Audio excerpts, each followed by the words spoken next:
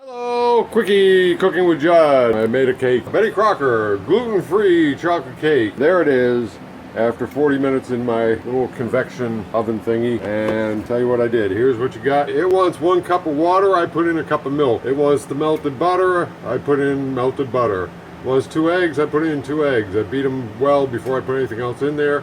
I also added 1/4 cup of white sugar. There you go, and we'll see in a little bit how good it tastes.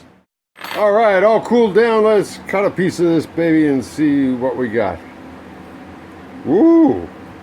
I like the way it felt on the cut. Feels like a crispy shell and a nice soft inside. Let's see what we got here.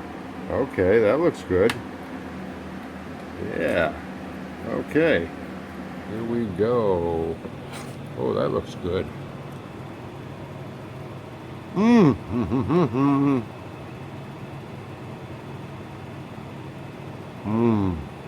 Nice. I think I probably overcooked it a little bit, but I like it. It's got like almost a crunchy crust, or very, very slightly crunchy crust, and nice and tender inside. And I think next time I might add even another 1/4 cup of sugar.